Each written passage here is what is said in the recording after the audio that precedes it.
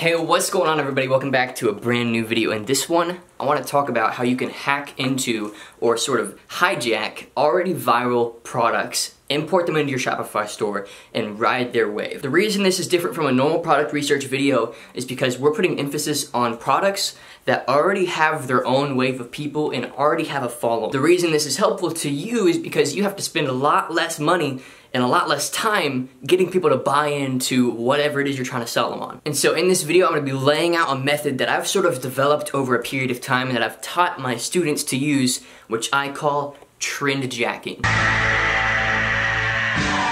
Really cool sort of phrase. I think it's been used by a couple of other people, but I'm claiming it, it's mine, I'm sorry. All right, so let's talk about this, you guys. I have a couple of notes here that I'm gonna go over and give you guys real value that you can take, that you can apply to your stores. I challenge you that after you end this video, that you stop your Shopify YouTube watching spree, because I recommend that you take this value, and maybe whatever value you got from your past hour and a half, 2 hours of watching YouTube videos, and actually apply the things that you're learning, because though I can teach you a whole lot from my experience, the best way to learn is from your own, and I don't want me to be a wall between you and where you'd like to be with your store and with your business. So with that being said, take all this home, put it to work, and let me know how it goes. Speaking of someone letting me know how it goes, in my Facebook group today we had someone get their first sale, which is freaking tight, and it doesn't happen very often. Frankly, a lot of people quit before they even get their first sale, and I really just want to commend him for being a part of the group, for going through the course, for watching the YouTube content, and eventually my team is going to come in and scale his store for him. If you have a successful store, we will come in and do that for you.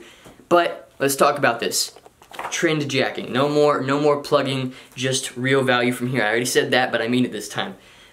Step one is finding your viral product, right? So this can come in a multitude of different ways. There's lots of ways to research products to sell. I'm gonna take this hat off real quick. There you go, just a little bit of hair going. My hair is really not done, but you know what? You're just gonna have to be okay with that.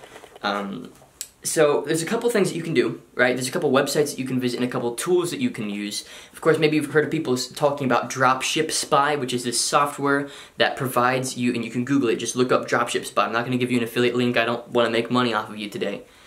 Dropship Spy on Google, and plenty of articles will come up about this software that gives you products and gives you videos. The issue with that though, and the reason it doesn't apply to this video, is because we're looking for already viral products. So with that being said, let's look at some of the big e-commerce websites that already exist and see what they're selling. The best way you can do this is go to Amazon and sort by their best sellers and see what's going on there, right? Sort by their best sellers, or maybe go to a couple Shopify stores and sort by their best sellers. And on that note as well, I actually do have a free PDF in the description. I've listed out the top, I think I did the top 100, 150, some large number, the top Shopify stores on the planet. And I'm giving you a free PDF where you can just scroll through, click a link, go to their site and sort by bestseller and see what they're selling. So you can actually take that product and go ahead and sell it on your own store, right? And the reason we go to these big stores like Amazon, or maybe other Shopify stores, or maybe even retail stores like Target or Walmart or whatever,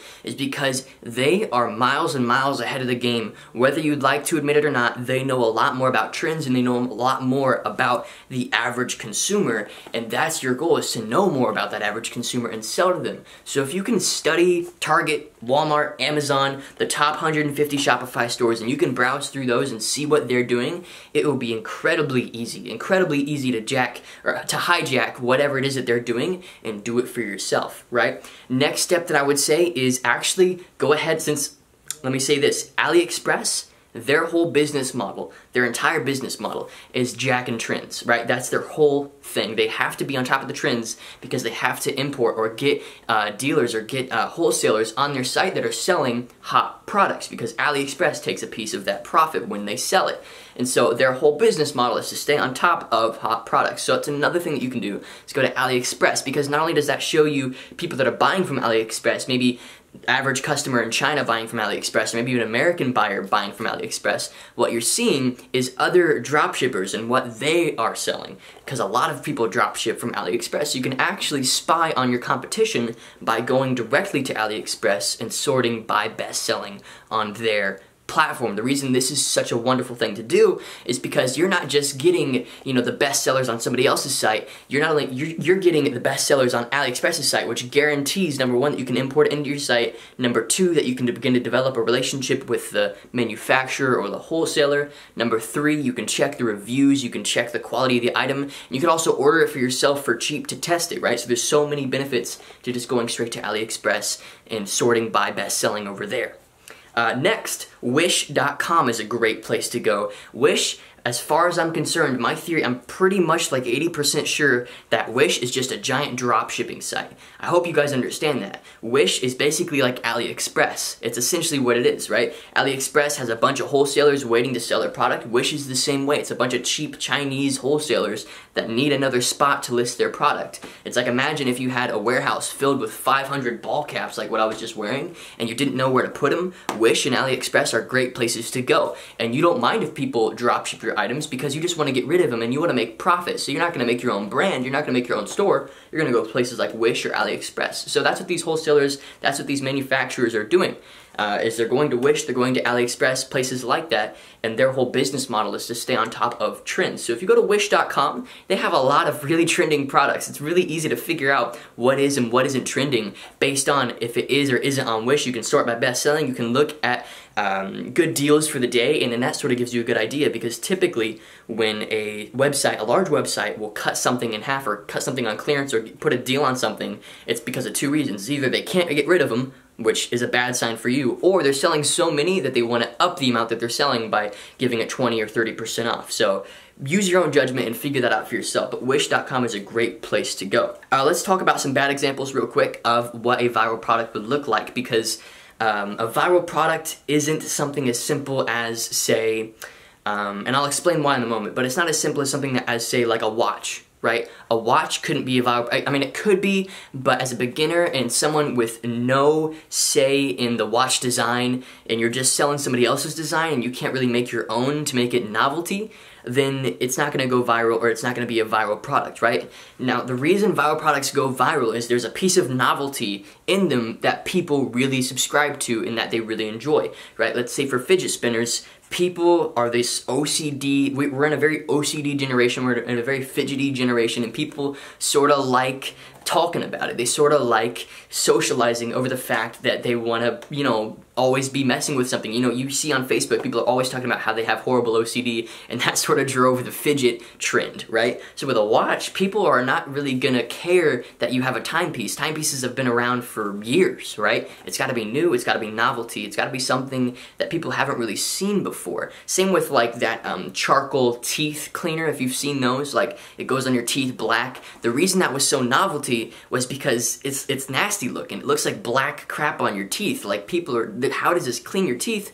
And I don't know if I believe it or not. I don't really care to say if I do or not. But the fact is, it sold because people were talking about it and it was novelty. So if you see something on AliExpress or Wish or Amazon, or you go through that PDF, you download that and sort the Shopify stores by the top 150, and you sort by best selling, and you find a product that you think is going to work because you're seeing it on Wish, on Amazon, on AliExpress, and on all these sites, but it's a watch, I mean, think about it for a second, you know, make sure that the reason that that's showing up is because it is genuinely going viral, and not just because people are trying to get rid of it, and not just because it has a sudden spike for no good reason, which happens, you know. You want to catch a trend that lasts for a year, year and a half, maybe a couple months, right? But with that being said, let's talk about, laid out two strategies real quick. So we've laid out, you know, finding your viral products, the sites that you can use to do that. We've laid out bad examples of what one can look like and how to avoid that. Now I'm going to talk about the two strategies that you want to use, right? And I'm going to sort of reference larger e-commerce retailers such as like Target, or not e-commerce, Target's not e-commerce, but you know, larger retailers and the strategies that they use. So strategy number one is create your own trend, which is something that you can do, and I've seen it done before. You can create sort of micro trends where essentially what you're doing is you're partnering with large influencers in the space that you're selling to, and actual influencers, as in real people. So like if you wanted to make a game go viral, if I were a game developer, the way I would make it go viral is I would get a bit of a budget, and then I would pay all these huge gamer YouTubers just to make a quick 20-minute video of their highlights of it, right? And then maybe I wouldn't pay them, maybe I'll give them some sort of other incentive, who knows what I'd do, but it'd be a trade-off. I'd get the top 5 gaming YouTubers playing my game, and instantly that trend is created, right? So you can create a trend that way. That's a bit more advanced though, and that's a bit down the line. That's sort of once you're already established. I've worked with some people who are connected with some higher level like B-list celebrities before, and one of the brands that we launched back in 2011, we actually sent them the product and we sold a few, but it didn't really create that micro trend that I was looking for. So it's a science that you really have to understand. And secondly, the second strategy is hop on a trend that already exists, which is really what I'm talking about in this video. And the way you identify that is, again, go back through these websites, sort by best selling, and figure out, look, I'm seeing this product everywhere. There's no reason I can't be selling it. I found a good supplier, I shot them a message, or maybe, you know, I imported it onto my site and the shipping is fast and the margins are good. There's no reason I can't be selling this thing, so go for it, right? That is really what I recommend that a beginner does, is hop on an already existing trend.